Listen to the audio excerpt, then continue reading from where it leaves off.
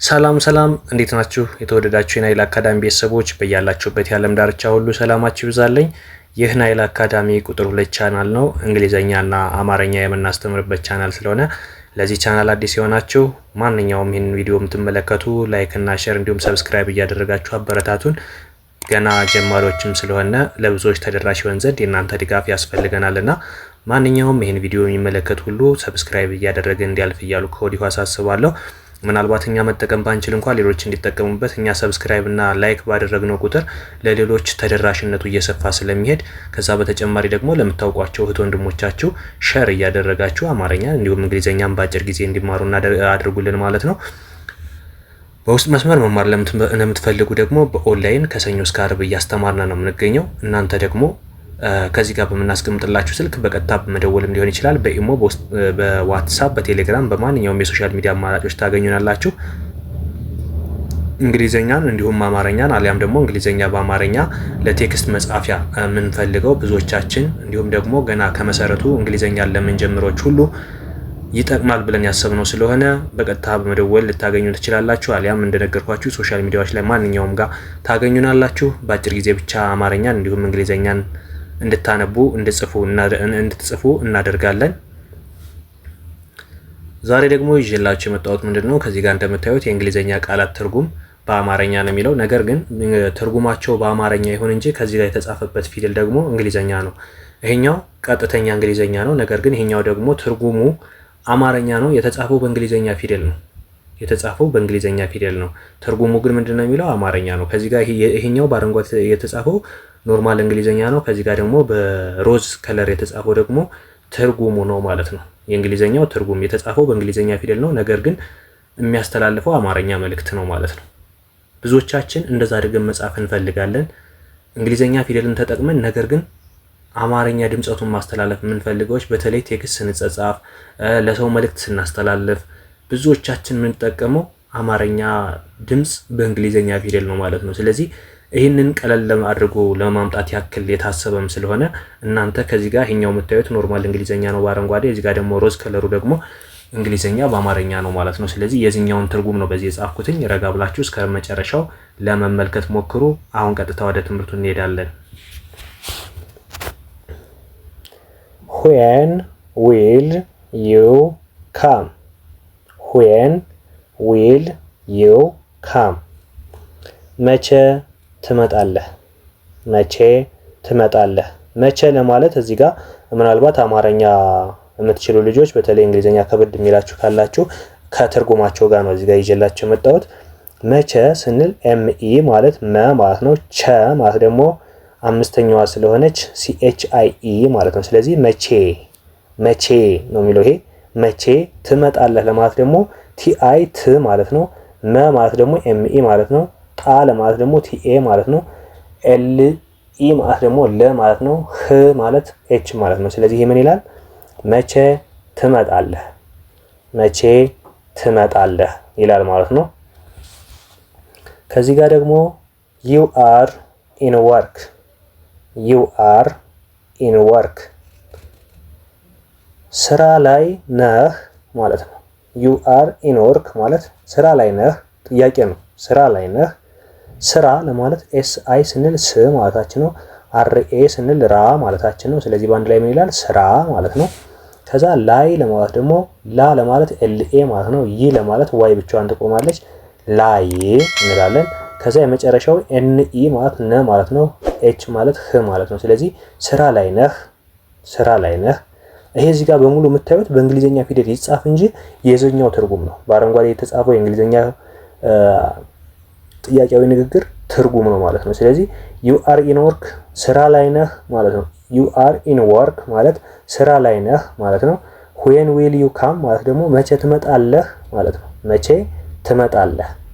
ሁለቱም የተጻፈው ግን በእንግሊዘኛ ፊደል ነው። ነገር ግን ይሄኛው በእንግሊዘኛ የተጻፈው በአማርኛ ውክልና የተጻፈ ስለሆነ የሚያስተላልፈው መልእክት ሙሉ አማርኛው ነው። ይሄኛው ደግሞ በአረንጓዴ የተጻፈው ደግሞ ሙሉ እንግሊዘኛውን የሚያስተላልፍ ማለት ነው። ከዚህ በመቀጠል እዚህ ጋር እንደምታዩት ምን ይላል? I get with you፣ I get with you፣ I get with you ስለዚህ ምንድነው አይ ጌት ዊዝ ዩ ማለት ትርጉሙ በአማርኛ ምንድነው? ካንተ ጋር ልሁን። አይ ጌት ዊዝ ዩ ካንተ ጋር ልሁን፣ ካንተ ጋር ልኑር ማለት ነው። ስለዚህ ካንተ ጋር ልሁን ለማለት በእንግሊዘኛ ፊደል ከ ለማለት ኬኢ፣ አ ለማለት ኤ፣ ን ለማለት ን፣ ተ ለማለት ቲኢ። ስለዚህ ምን ይላል? ከአንተ ጋር ለማለት ደግሞ ጂኤ ጋ ማለት ነው። ር ማለት ደግሞ አር ማለት ነው። ስለዚህ ጋር ይላል ማለት ነው።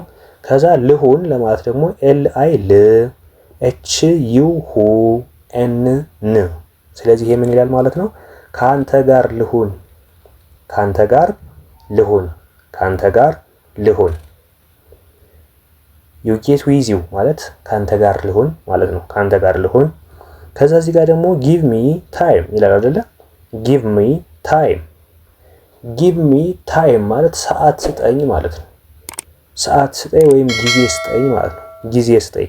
እዚህ ጋር በእንግሊዘኛ ፊደል እንዴት ነው ጊዜ ስጠኝ ብለን የምንጽፈው? ጊ ስንል ጂ አይ ሶስተኛዋ ማለት ነው። ዜ ስንል ዜድ አይ ኢ ማለት ነው። ስለዚህ ምን ይላል? ጊዜ።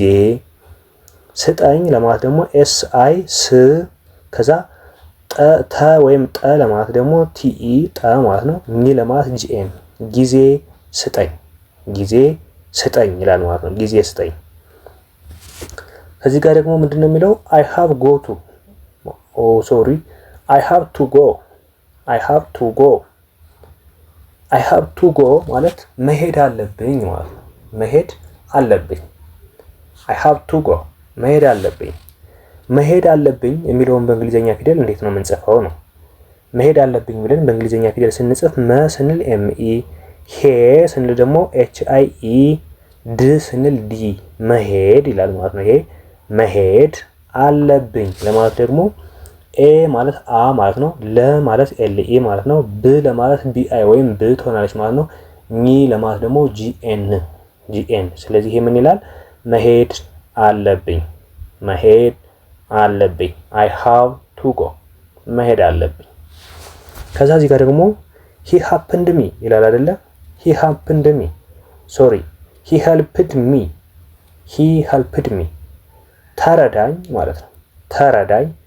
ሂ ሄልፕድ ሚ ማለት ተረዳኝ ማለት ነው። ስለዚህ ተረዳኝ ለማለት ደግሞ በእንግሊዘኛ ቃል እንዴት አድርገን እንጽፈዋለን ነው? በእንግሊዘኛ ፊደል ተረዳኝ ብለን እንዴት ነው የምንጽፈው?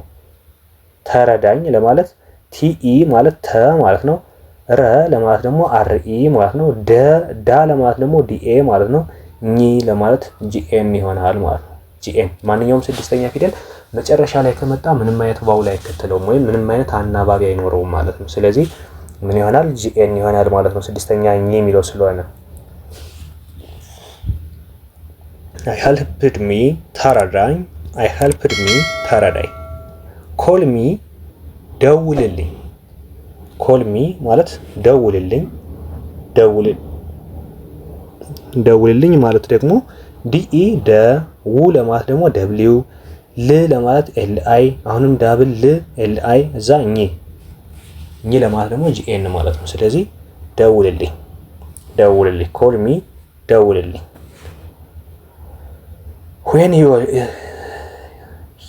when will you come መቼ ትመጣለህ? you are in work ስራ ላይ ነህ። I get with you ካንተ ጋር ልሁን። give me time ጊዜ ስጠኝ። I have to go መሄድ አለብኝ። he helped me ተረዳኝ። call me ደውልልኝ።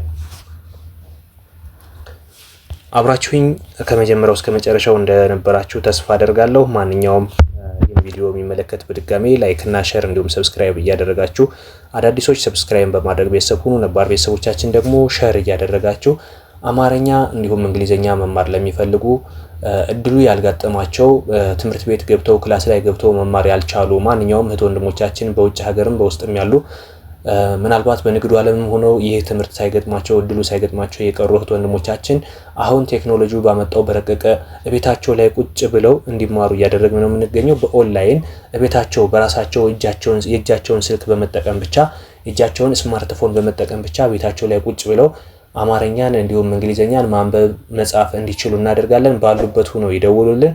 ባሉበት ቦታ ሆነን እናስተምራለን። በአጭር ጊዜ ብቻ አማርኛን እንዲሁም እንግሊዘኛን አቀላጥፈው እንዲያነቡ እንዲጽፉ እናደርጋለን።